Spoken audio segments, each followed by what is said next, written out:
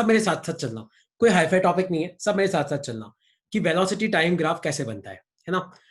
तो पहले मैं तुम्हें कुछ इक्वेशंस दे रहा हूं, तो वो है ये कि टाइम इक्वल टू 0 से लेके टाइम इक्वल टू 10 सेकेंड तक, 0 से लेके 10 सेकेंड तक आपकी जो वेलोसिटी है वो है 20 मीटर पर सेकेंड। 0 से 10 सेकेंड तक कितना है? 20 मीटर, मतलब वेलोसिटी कांस्टेंट है। 0 से लेके 10 सेकेंड तक कितनी है? 20 मीटर पर सेकेंड। और टाइम इक्वल टू 10 से लेके टाइम इक्वल टू 15 सेकेंड तक आपकी वेलोसिटी 20 से बढ़ के 30 हो गई। इसका मतलब क्या है? एक तो स्क्रीन पे ये ड्रॉ मत करो यार अपने ना। तो टाइम इक्वल टू 10 से लेके टाइम इक्वल टू 15 तक, मतलब 10 से लेके 15 सेकंड के बीच में आपने रेस दी होगी गाड़ी में, तो आपकी वेलोसिटी 20 से बढ़ के कितनी हो गई? 30 हो गई। ठीक है। फिर आपने देखा कि टाइम इक्वल टू 15 से लेके टाइम इक्वल टू 30 तक आपकी वेलोसिटी वापस कितनी है? 30 मीटर पर सेकेंड। आपने बढ़ा दी, अब 30 हो गई। तो आपको इसका वीटी ग्राफ बनाना है। क्या बनाना है? आपको इसका वीटी ग्राफ बनाना है। तो देखो इसका वीटी ग्राफ कैसे बनाते हैं, है ना। हाँ, गुड आफ्टरनून। तो इसका वीटी ग्राफ आप कैसे बनाते हैं, अब सब ध्यान से देखो।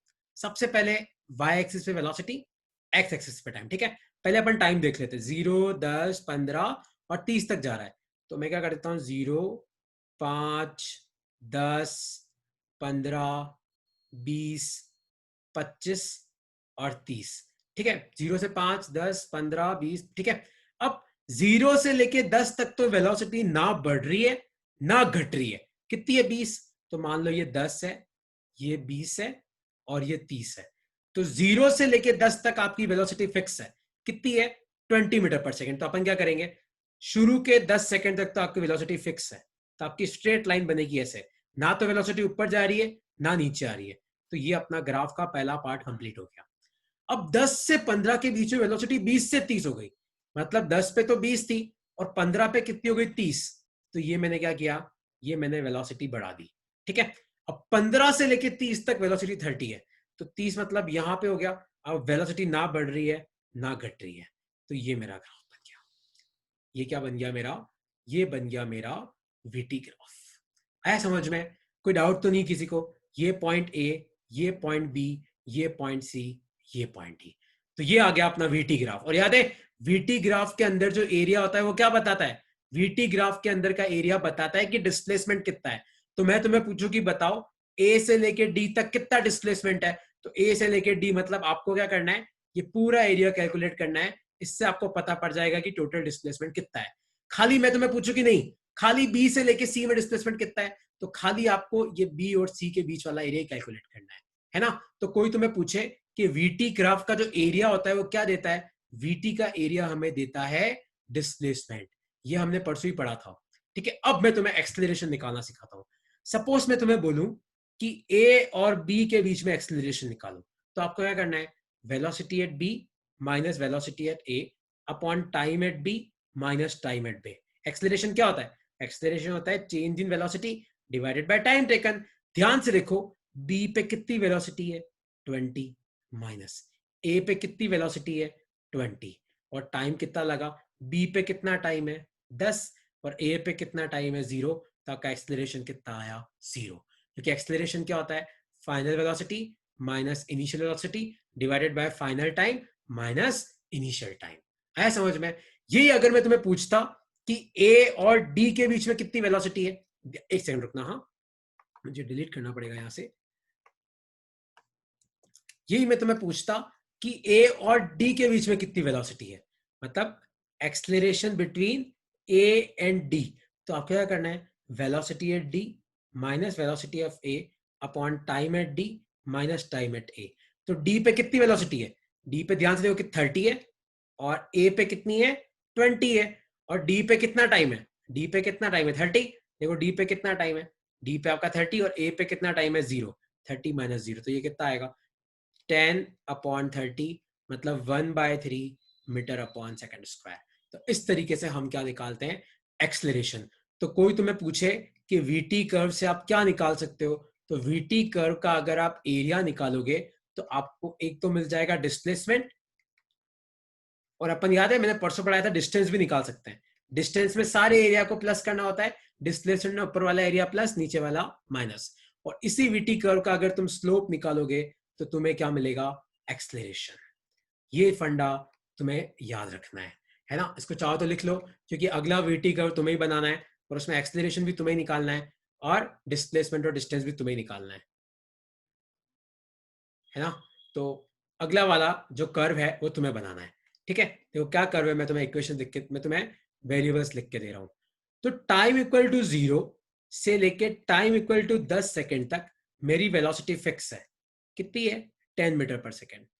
टाइम इक्वल टू 10 से टाइम इक्वल टू बी तक मेरी वेलोसिटी 10 से बढ़ के हो गई 20, और टाइम इक्वल टू 20 से टाइम इक्वल टू 30 के बीच में मेरी जो वेलोसिटी है वो हो गई 0। मेरी वेलोसिटी कितनी हो गई, 0। तो आपको इसका वीटी कर्व बनाना है। क्या बनाना है, वीटी कर्व। सब वीटी कर्व बनाओ एक बार अपनी कॉपी में, फिर मैं बनाऊंगा, चेक करना आपने जो बनाया और मैंने जो बनाया सेम है कि नहीं। 0 और 10 के बीच में वेलोसिटी कितनी है, 10 मीटर पर सेकेंड। 10 और 20 के बीच में मतलब 10 से बढ़ के कितनी हो रही है, 20, और 20 से 30 के बीच में वेलोसिटी की वैल्यू कितनी है, 0। आप लोग ट्राई करो, फिर मैं आपकी हेल्प करूंगा।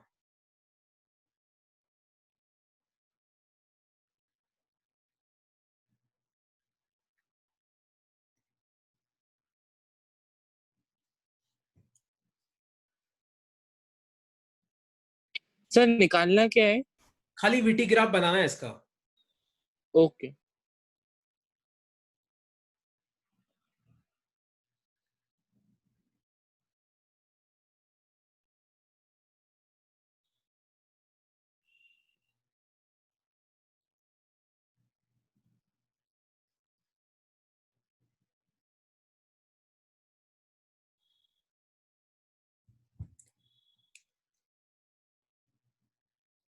क्या बना दिया? ठीक है, अब देखो मैं बना रहा हूं। तो पहले अपन इधर बनाए थे वेलोसिटी, इधर आ गया अपना टाइम, ठीक है। तो टाइम मान लो ये 0 हो गया, ये 10 हो गया, ये 20 हो गया, ये 30 हो गया। और वेलोसिटी देखो बनाए तो मान लो ये 10 हो गई, ये 20 हो गई, ये 30। Yes sir. ठीक है, अब अपन इसका ग्राफ बनाते हैं। ओ यार एक सेकेंड, इसका ग्राफ मान लो ये बनाते हैं।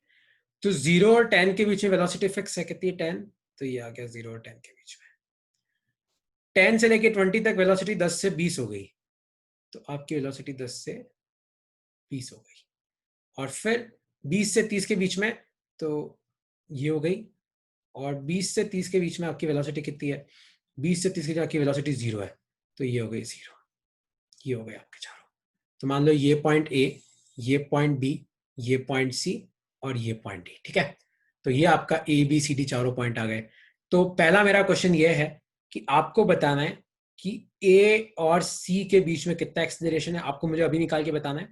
आपको मुझे बताना है बी और सी के बीच में कितना एक्सेलरेशन है, ये दोनों एक्सेलरेशन निकाल के बताओ मुझे, जल्दी ट्राई करो। तो ए से सी के बीच में 1। ए से सी के बीच में, हाँ ए से सी के बीच में 1 आएगा, करेक्ट है। Acceleration from A to C, तो वो कैसे करेंगे, velocity of C minus velocity at A upon time at C minus time at A. तो वेलोसिटी ऑफ और बी टू सी 1 20 और माइनस ए पे कितनी है, 10। वो नहीं, 1 नहीं आएगा शायद, और सी और ए के बीच में ना, और नीचे आ जाएगा 20 माइनस 0। तो ये आएगा तेरा 10 अपॉन 20, मतलब ये आएगा तेरा half meter per second square आएगा। और यही मैं तुम्हें पूछूं कि बताओ acceleration from B to C निकालना है, तो ये हो जाएगा velocity at C minus velocity at B time at B minus time of C. तो वेलोसिटी एट सी कितना है, 20 माइनस 10, और नीचे आ जाएगा 20 माइनस 10, तो ये आएगा 1 मीटर पर सेकंड स्क्वायर। तो दूसरा एक्सलेरेशन 1 आ गया। तो वीटी कर्व से अपन एक्सलेरेशन भी निकाल सकते हैं। और अगर मान लो मैं तुम्हें पूछता कि नहीं, तुम मुझे डिस्प्लेसमेंट निकाल के बताओ कि ए से लेके सी तक कितना डिस्प्लेसमेंट हुआ, तो ए से लेके सी तक कितना डिस्प्लेसमेंट हुआ, तो अपने को क्या करना था, खाली ये वाला एरिया निकालना था। आया तुम्हें समझ में कि वीटी ग्राफ का एरिया क्या बताता है, डिस्प्लेसमेंट। वीटी ग्राफ का जो स्लोप होता है वो क्या बताता है, एक्सलेरेशन। किसी को कोई डाउट है अब तक तो पूछ लो। तो ए टू डी तक का एरिया निकालना हो तो सी और डी को ज्वाइन कर देंगे ना। कौन सा, ए से, डी। नहीं नहीं नहीं नहीं, सीओडी को ज्वाइन मत करना। तो सी और डी के बीच में तो तेरी वेलोसिटी कितनी है, 0 है ना, तो सी और डी के जो वेलोसिटी 0 है तो मतलब पार्टिकल चल ही नहीं रहा, तो डिस्प्लेसमेंट वैसे ही कितना आएगा, 0। तो इधर तो एरिया 0 आएगा, खाली यहीं का निकलेगा, मतलब बी से सी का निकलेगा और ए से बी का निकलेगा, यहाँ पे कोई भी तेरा डिस्प्लेसमेंट नहीं होगा। क्लियर हुआ? कोई डाउट तो नहीं है? समझ में आया? पक्का? ओके। अच्छा अब सब मेरी बात ध्यान से सुनो। अच्छा अब इसके साथ अपना जो मोशन इन वन डायमेंशन है वो खत्म होता है, तो नेक्स्ट अपना है वो है मोशन इन टू डायमेंशन। वैसे तो वन डायमेंशन के काफी टॉपिक टू डायमेंशन में भी आएंगे, लेकिन मोशन इन टू डायमेंशन में सबसे पहली जो चीज मैं तुम्हें बताऊंगा वो है वेक्टर्स। तो वेक्टर्स क्या होते हैं, इनको कैसे डिनोट करते हैं, इनको कैसे यूज करते हैं, सब मेरे साथ ध्यान से चलना है ना। सबसे पहले वेक्टर्स में बेसिक अगर मैं तुम्हें समझाऊं तो याद रखना, पॉजिटिव एक्स डायरेक्शन को डिनोट करने के लिए हमारे पास होता है आई कैप। लिख लो, आई के ऊपर ऐसी एक कैप लगाना। क्या लगाना? कैप। उसी तरीके से पॉजिटिव वाई को डिनोट करने के लिए हमारे पास होता है जे और के कैप। एक्स के लिए आई, वाई के लिए जे, और उसी तरीके से पॉजिटिव जेड के लिए, अरे मेरे को बोलने दे रहा हूं, इसके लिए हो जाएगा हमारे पास के कैप। तो एक्स के लिए आई, वाई के लिए जे, जेड के लिए के। इसको लिख लो अपनी कॉपी में। उसी तरीके से नेगेटिव एक्स को डिनोट करना है। इस डिनोट का मतलब क्या है मैं तुम्हें बताता हूं। इसके लिए आप लिखोगे माइनस आई कैप, नेगेटिव वाई के लिए आप लिखोगे माइनस जे कैप, और नेगेटिव जेड के लिए आप लिखोगे माइनस के कैप। तो पॉजिटिव एक्स मतलब आई कैप, पॉजिटिव वाई मतलब जे कैप, पॉजिटिव जेड मतलब के कैप। नेगेटिव एक्स मतलब माइनस आई कैप, नेगेटिव वाई मतलब माइनस जे कैप, और नेगेटिव जेड मतलब माइनस के कैप। लिख लो इसको अपनी कॉपी में। तो मैंने ये क्यों कराया, मतलब मैंने ये चीज तुम्हें क्यों बताई, सबको इतना समझ में आया? एक बार बस इस डिनोशन को याद कर लो, तुम्हें अपना समझ में आ जाएगा मैंने क्यों पढ़ाया। ठीक है, तो अब अगर मान लो मैं तुम्हें बोलता हूं कि ये एक बंदा है, ये 10 मीटर आगे की तरफ गया, इसको आप वेक्टर फॉर्म में लिखो, इसको फिजिक्स के फॉर्म में लिखो, तो हम लिखेंगे कितना गया, 10। लेकिन ये तो क्या है, ये तो खाली क्या है, वैल्यू। और ध्यान से देखो ये कहां पे गया, ये पॉजिटिव एक्स में गया ना, क्योंकि ये तो होता है पॉजिटिव एक्स, ये होता है नेगेटिव एक्स, ये होता है पॉजिटिव वाई, ये होता है नेगेटिव वाई। तो वो 10 मीटर कहां गया, तो अपन लिखेंगे 10 इंटू आई कैप। तो 10 आई कैप का मतलब क्या है, 10 आई कैप का मतलब है कि बंदा 10 मीटर कहां गया, आगे की तरफ गया। उसी तरीके से अगर मान लो मैं बोलता कि मेरा यह बंदा है, ये 20 मीटर ऊपर की तरफ गया, ठीक है, इसको तुम फिजिक्स के फॉर्म में लिखो तो कैसे लिखोगे, सोचो।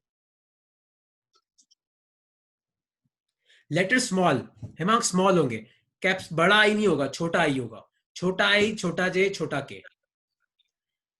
ये जो बंदा है ये 20 मीटर ऊपर की तरफ गया, तो आप तो लिखोगे 20, और कहां गया, ऊपर की तरफ, मतलब ये क्या होगा, जे कैप, तो आप लिखोगे 20 जे कैप। ठीक है, कितना आ जाएगा, ये आ जाएगा तुम्हारा 20 जे कैप। समझ में आया? किसी को कोई डाउट है? तो इस वेक्टर का मतलब क्या है, ये खाली एक ही चीज बताता है, वो क्या बताता है, डायरेक्शन।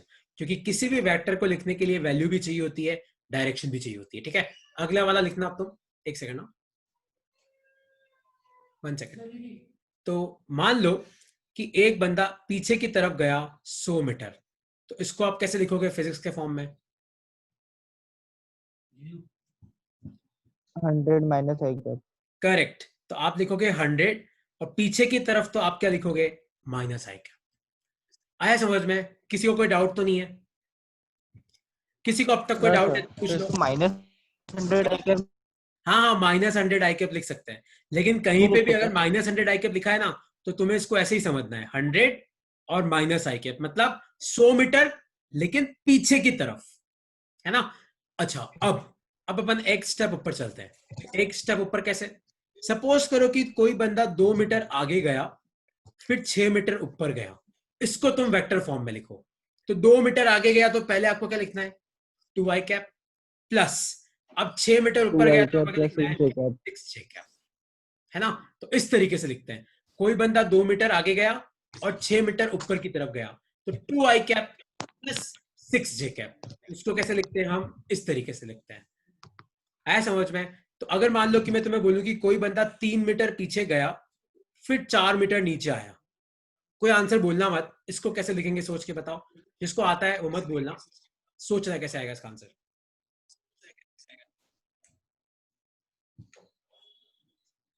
सर एक वो पिछली वाली स्लाइड में आपने वो जो समझाया था लास्ट में, वो वॉइस लैग होने की वजह से समझ में नहीं आया। कौन सा, ये वाला? हाँ वो -100 आई कैप वाला। हाँ वो कुछ नहीं, वो 100 इंटू माइनस आई कैप है ना, इसको आप ये भी लिख सकते हो -100 आई कैप, इससे कोई फर्क नहीं पड़ता। लेकिन इसको समझना ऐसे ही है कि 100 और माइनस आई कैप। अच्छा इसको, इसका क्या आएगा?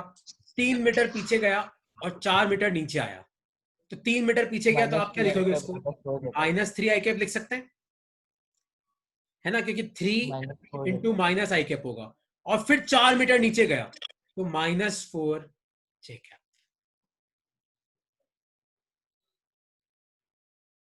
आया समझ में कि तुम्हें नहीं समझ में आया? क्लियर हुआ? तो एक डाउट है हाँ सर, एक पूछो। डाउट है हाँ सर। पूछो। मेरा मेरा डाउट ये है कि ये जैसे फॉर एग्जांपल बॉडी जो है वो पहले 4 मीटर नीचे गई, फिर उसके बाद 3 मीटर जो है वो लेफ्ट में गई, तो ऐसे हाँ केस में हम जे कैप पहले लिखें या फिर हमें एक्स वाई उससे जेड यही वाला आई जे उससे कैप? कोई फर्क नहीं पड़ेगा, इससे कोई फर्क नहीं पड़ेगा, ये पहले भी आ सकता है ये बाद में भी आ सकता है, उससे कोई फर्क नहीं पड़ेगा। क्योंकि तुम जो पूछ रहे हो ना, तुम्हारे हिसाब से मान लो कि बॉडी 3 मीटर इधर गई और 4 मीटर नीचे आई, ये ऐसे भी हो सकता है ना कि पहले 4 मीटर नीचे आई हो फिर 3 मीटर उधर गई हो, तो दोनों केस में आपका फाइनल पोजीशन तो सेम ही है, दोनों केस में आप पहुंच तो हम्म यही रहे हो ना, तो दोनों चलेगा। हम्म आप आगे पीछे दोनों लिख सकते हो, कोई फर्क नहीं पड़ता, है ना। Okay sir. तो सबसे पहले अपनी कॉपी में लिख लो, जो इंपॉर्टेंट टॉपिक है वो है पोजीशन वेक्टर।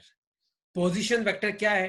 पोजीशन वेक्टर वो है दैट सिग्निफाइज योर पोजीशन, आपकी पोजीशन बताता है, सिग्निफाइज पोजीशन किसी भी ऑब्जेक्ट का। तो अगर मैं बोलूं कि कोई ऑब्जेक्ट 4,5 पे खड़ा है, कहां खड़ा है? 4,5 पे, तो इसका मतलब वेक्टर फॉर्म में आप क्या लिखोगे? आप लिखोगे 4 आई कैप प्लस 5 जे कैप, और इसको नोट करते हैं हम आर से। आर क्या बताता है? आर बताता है पार्टिकल की पोजीशन क्या है ना। तो मैं बोलूँ कि कोई बंदा 6,-1 पे खड़ा है, तो आप लिखोगे 6 आई कैप माइनस जे कैप, है ना। तो इसको बोलते हैं हम पोजीशन वेक्टर। तो अपनी कॉपी में लिख लो, position vector signifies position of a particle. तो पोजीशन वेक्टर क्या बताता है? पोजीशन वेक्टर पार्टिकल की पोजीशन बताता है। तो 4,5 को अपन क्या लिख सकते हैं? 4 आई कैप प्लस 5 जे कैप। 6,-1 को क्या लिख सकते हैं अपन? 6 आई कैप माइनस जे कैप। उसी तरीके से इसका बताओ मुझे, -7,3, इसका पोजीशन कैसे लिखेंगे हम लोग? -7,3, तो -7 आई कैप प्लस 3 जे कैप, तो ये आपका पोजीशन आ गया। तो पोजीशन वेक्टर को नोट किससे करते हैं? आर से। ये तो 2D है, अगर 3D में भी है तो कोई दिक्कत की बात नहीं है। मान लो 1,2,1, इसका पोजीशन वेक्टर लिखो, तो 1 मतलब आई कैप प्लस 2 मतलब क्या हो जाएगा? 2 जे कैप प्लस 1 मतलब क्या हो जाएगा? के कैप, क्योंकि z के लिए क्या होता है? के कैप। तो पोजीशन वेक्टर क्या करता है? पोजीशन वेक्टर पार्टिकल की पोजीशन बताता है कि आपका पार्टिकल कहां है ना। कोई डाउट है इसमें? अब तक तो पूछ लो पोजीशन वेक्टर में, तो कोई डाउट नहीं है तो मैं नेक्स्ट स्लाइड पे आता हूं। तो मैं तुम्हें बोलूं कि किसी पार्टिकल की जो पोजीशन है वो है ये 4 आई कैप प्लस 6 जे कैप, तो बताओ इसका कोऑर्डिनेट क्या है अभी?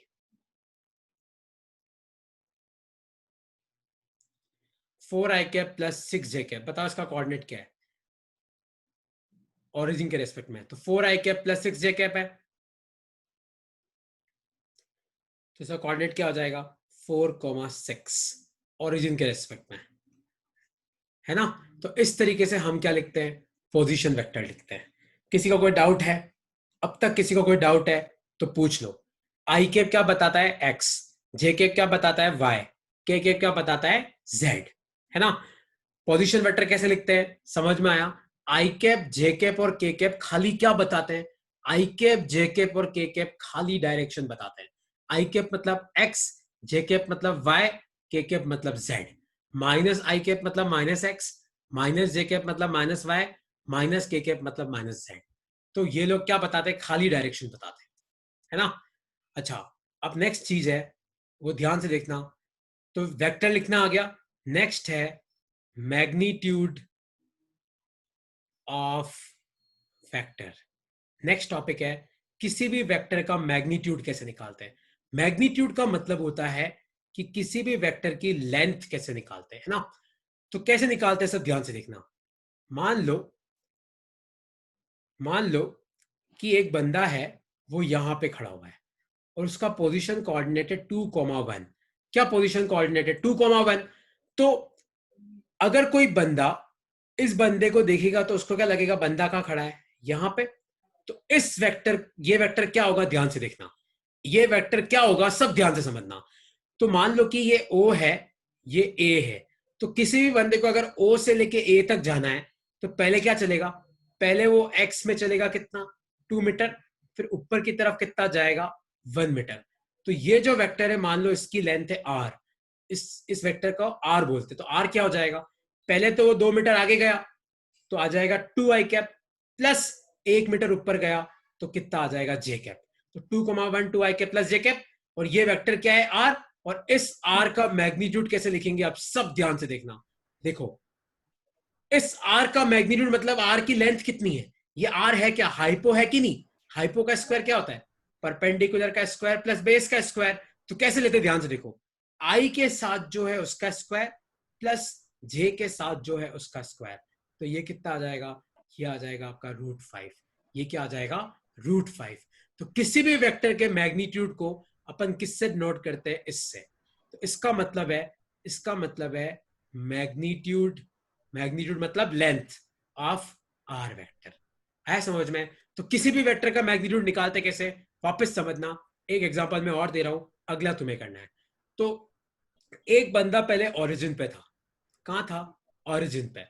पहले वो 6 मीटर चला पॉजिटिव एक्स में, फिर वो 6 मीटर चला पॉजिटिव वाई में। ठीक है, तो आपको बताना है कि फाइनल वेक्टर आर कितना होगा और उसका मैग्नीट्यूड कितना होगा। तो देखो कैसे करेंगे। सबसे पहले अपना बंदा कहां पे था, सबसे पहले बंदा था अपना ओरिजिन पे। पहले वो 6 मीटर आगे आया मतलब पॉजिटिव एक्स में, फिर वो 6 मीटर ऊपर गया मतलब पॉजिटिव वाई में।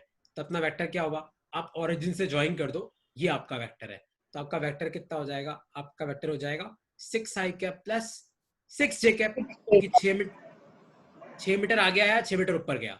और सेकंड आपको निकालना है मैग्नीट्यूड। तो मैग्नीट्यूड कैसे निकालेंगे, रूट लगाओ, आई के साथ जो इसका स्क्वायर प्लस जे के साथ जो इसका स्क्वायर।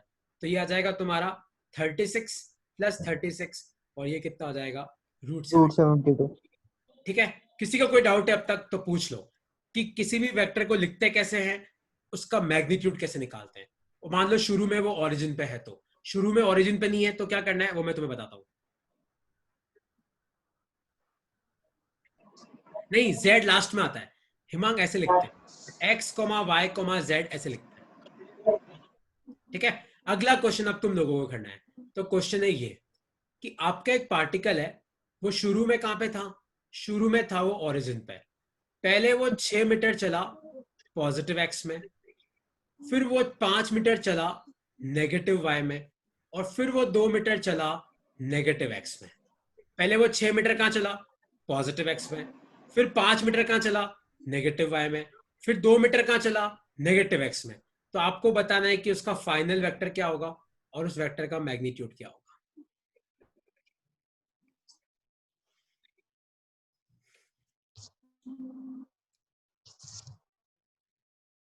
आपका एक बंदा है, पहले ओरिजिन पे था, पहले कहा था ओरिजिन पे। पहले अगर ओरिजिन पे ना हो तो क्या करना है, वो मैं तुम्हें एक्सप्लेन करूंगा। नहीं, एक बार सब कर लो, सबको करने दो। पहले वो 6 मीटर चला पॉजिटिव एक्स में, तो मानव भाई क्या लिखेंगे, 6 मीटर पॉजिटिव एक्स मतलब क्या हो गया, 6i कैप। फिर वो 5 मीटर चला नेगेटिव वाई में, तो अपन लिखेंगे -5 -5। माइनस क्यों आया, क्योंकि वो नेगेटिव वाई में। फिर वो 2 मीटर नेगेटिव एक्स में, तो अपन क्या लिखेंगे, -2i। ठीक है, तो ये देखो 6 में से 2 गए, कितना आया, 4। तो आ गया 4i - 5j। आया समझ में। और इसका मैग्नीट्यूड कैसा आएगा, i के साथ जो है उसका स्क्वायर, √41 मैग्नीट्यूड है। 4 का स्क्वायर, और j के साथ जो उसका स्क्वायर मतलब 5 का स्क्वायर। तो 4 4 जा 16, 5 5 जा 25। तो कितना आया, 25 से 35, ये आ गया √41। किसी को कोई डाउट है इसमें तो अब तक पूछ लो। किसी को कोई भी डाउट है तो क्लियर कर लो, ठीक है। अच्छा, ये अगर समझ में आ गया, किसी को कोई भी डाउट है अब तक? एक क्वेश्चन और कर लेते हैं, है ना, ताकि क्लियर हो जाएगा। एक बंदा है, वो ओरिजिन पे है, ठीक है। पहले वो 2 मीटर चला पॉजिटिव एक्स में, फिर वो 3 मीटर चला पॉजिटिव वाई में, फिर वो 2 मीटर चला नेगेटिव वाई में, फिर वो 2 मीटर चला नेगेटिव एक्स में। तो आपको बताना है कि फाइनल आर क्या होगा और इसका मैग्नीट्यूड क्या होगा। सॉल्व करो।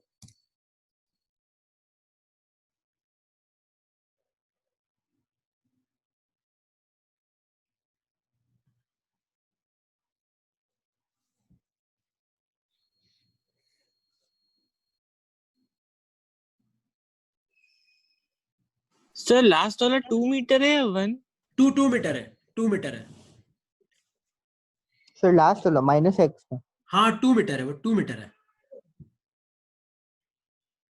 सर प्लस जे कैप। देखो 2 मीटर प्लस एक्स मतलब 2 आई कैप, 3 मीटर प्लस वाई मतलब 3 जे कैप, और 2 मीटर माइनस वाई मतलब माइनस 2 जे कैप, और 2 मीटर माइनस आई कैप, 2 मीटर माइनस एक्स मतलब माइनस 2 आई कैप। तो ये 2 आई कैप से 2 आई कैप तो गया, और ये क्या बचा? खाली जे ही बचा ना, तो आई तो है ही नहीं, तो खाली जे के साथ क्या है 1 का स्क्वायर, तो आंसर क्या आएगा 1। डाउट है किसी को कोई? No sir. किसी को कोई भी डाउट है तो अपन पहले डाउट कर लेंगे, फिर अपन आगे बढ़ेंगे। कोई डाउट नहीं है तो अब नेक्स्ट क्वेश्चन देखो। मान लो कि शुरू में आपका बंदा ओरिजिन पे नहीं था, शुरू में आपका बंदा था 2,3 पे। कहां पे था? 2,3 पे। अब मान लो कि वो 2 मीटर चला पॉजिटिव एक्स में, फिर मान लो वो 3 मीटर चला पॉजिटिव वाई में, और मान लो फाइनली 2 मीटर और चला किसमें, मान लो प्लस जेड में चला। तो आपको बताना है कि फाइनल वेक्टर क्या होगा।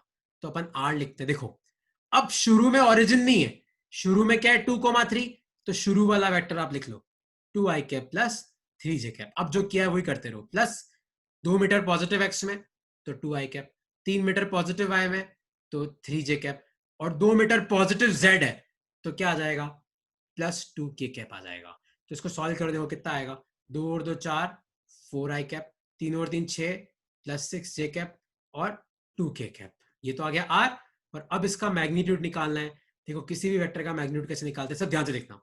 आई के साथ जो इसका स्क्वायर प्लस जे के साथ जो इसका स्क्वायर प्लस के साथ जो इसका स्क्वायर, तो ये कितना आ जाएगा, ये आ जाएगा 4 4 जा 16 प्लस 6 6 जा 36 प्लस 2 2 जा 4, तो ये कितना आ गया, √56। ऐसे करते हैं। Excuse me sir. हाँ पूछो। सर लास्ट वाली क्वांटिटी क्या लिख रखी है आपने?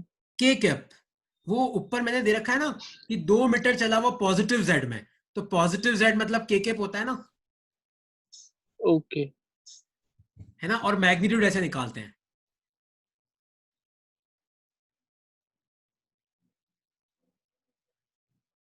ठीक है। अच्छा अगला क्वेश्चन तुम लोगों को करना है अब। तो क्वेश्चन है ये अपना एक चिंटू है, मस्त बंदा है, ये खड़ा हुआ है तुम्हारा -2, -3 पे। पहले ये 2 मीटर चला पॉजिटिव एक्स में, फिर ये 3 मीटर चला पॉजिटिव वाई में। तो आपको बताना है कि इसकी फाइनल पोजीशन क्या होगी और इसका फाइनल वेक्टर क्या होगा। सॉल्व करो। तो ओरिजिन 0। 0 होगा, हाँ 0। करो अब सॉल्व करो। तो 2 मीटर चला पॉजिटिव एक्स में, तो शुरू में क्या था, शुरू में था -2 आई कैप -3 जे कैप प्लस 2 आई कैप कर दो और प्लस 3 जे कैप कर दो, तो 3 से गया 2 से 2 गया, ये आ गया 0। क्योंकि वो भी 0 होगा तो फिर ये भी क्या होगा, 0 ही होगा, है ना।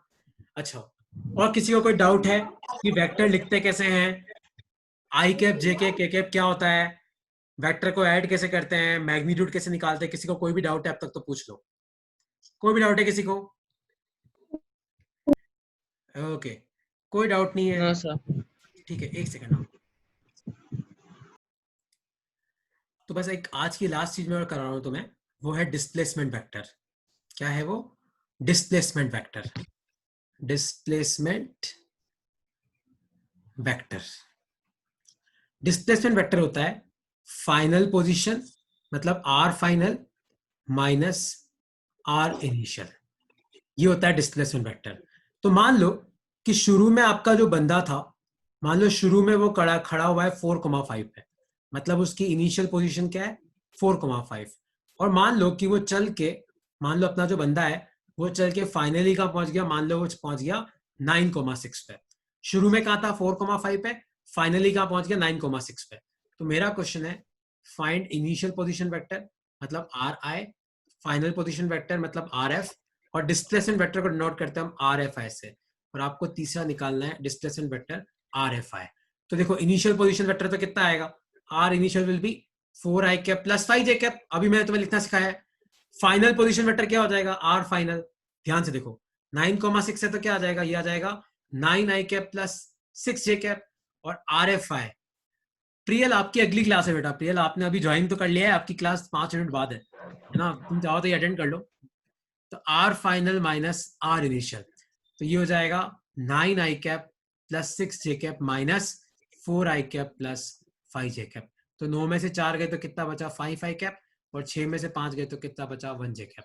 तो ये आ गया आपका डिस्प्लेसमेंट वेक्टर। तो डिस्प्लेसमेंट वेक्टर क्या होता है, डिस्प्लेसमेंट वेक्टर होता है final position vector minus initial position vector.